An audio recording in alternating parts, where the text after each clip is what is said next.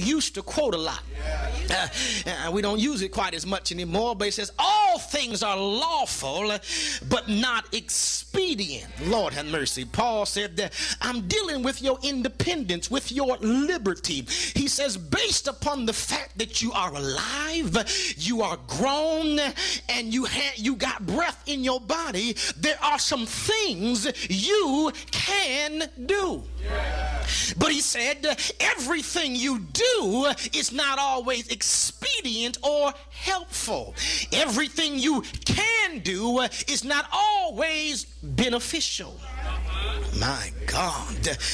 And so now in verses 12 through 20, he begins to deal with the fact that our bodies are meant to glorify God. He begins to say that just because it is allowed or it is permissible does not mean I'm going to operate in it. Lord, now that's a problem, because if I'm stressing my independence, I would seem to think if I can and I want to, I will. Why? Because I'm grown. You can't tell me what I can and cannot do. But Paul begins to paint a picture. He says, just because I can, it's a permissible, but it's not beneficial.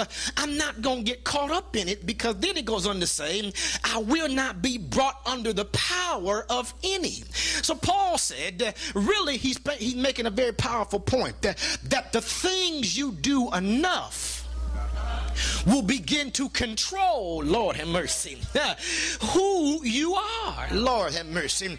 Because have you ever noticed how the devil tries to work on you? He tries to make you feel initially that you can do certain things and it's not connected to who you are.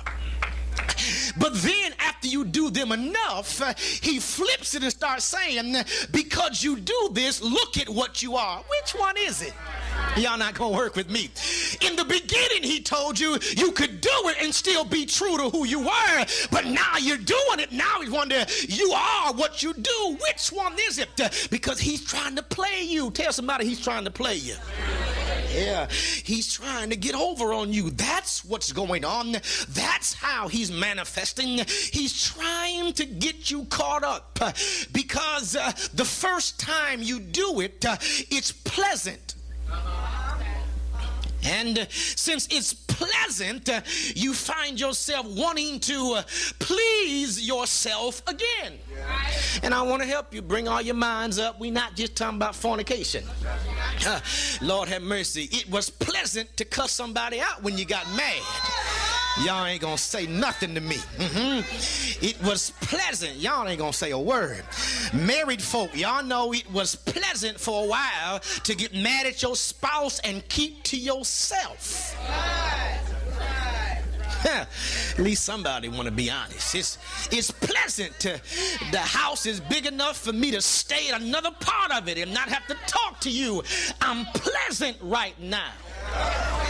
It's pleasant for us to have it be at odds with one another, and I just walk around you at church.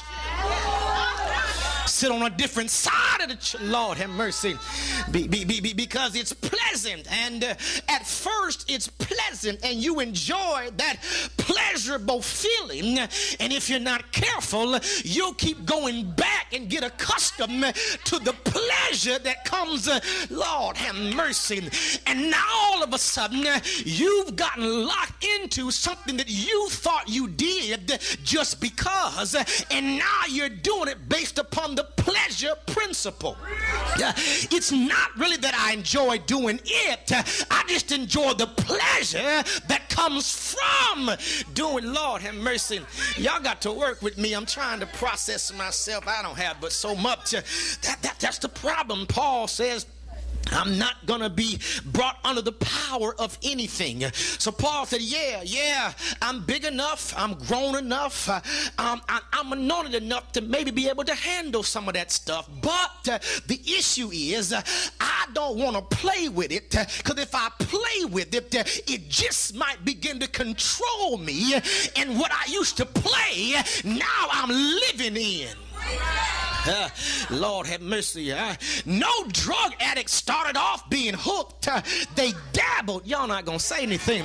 Alcoholics didn't start off being drunks. They dabbled, and when what they played with, Lord have mercy, now became what they lived in. So Paul said, I'm not going to allow myself to be brought under power of anything.